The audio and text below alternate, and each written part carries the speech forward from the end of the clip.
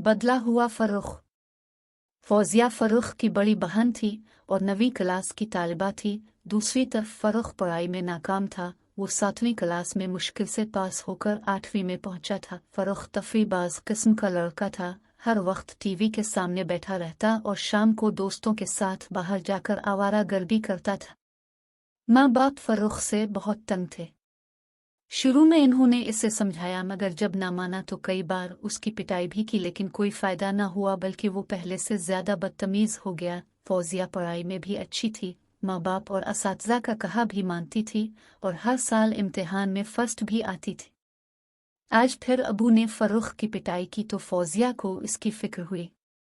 आखिर उसने फर्रुख को समझाने की कोशिश की और उससे बड़े प्यार से कहा, भाई क्या बात है, तुम पढ़ते क्यों नहीं हो? हर वक्त खेल और लड़ाई झगड़ा किया है ये। फर्रुख ने जवाब दिया, बाजी मुझसे पढ़ाई नहीं होती, क्या करूं? टीचर को भी थोड़ा काम देना चाहिए ताकि मैं आसानी से कर लूं। फौजिया ने कहा, तुम अपना होमवर्क नहीं करते, इस तरह कैसे होगा? चलो मैं तुम्हारी मदद करूंगी, मगर तुम्हें भी तो पढ़ाई पर तवज्जो देनी होगी।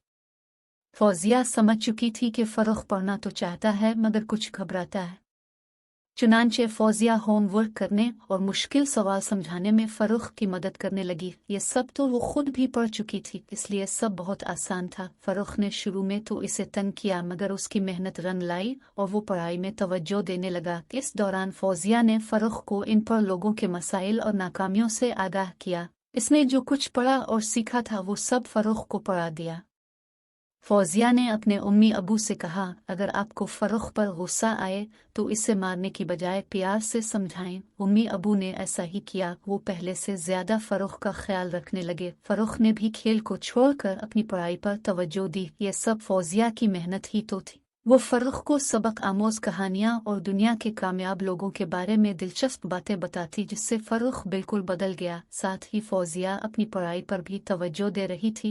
और फिर उनके सालाना इम्तिहान हुए, रिजल्ट आया तो फौजिया तो कामयाब हुई ही, इस बार फर्रुख ने भी पोजीशन ले ली। उम्मी अबू बहुत खुश थे। उन्हें फर्रुख एक बदले हुए रूप में नजर आया तो उन्होंने खुदा का शुक्र अदा किया कि आखिरकार उनका बच्चा रास्त पर आ गया है।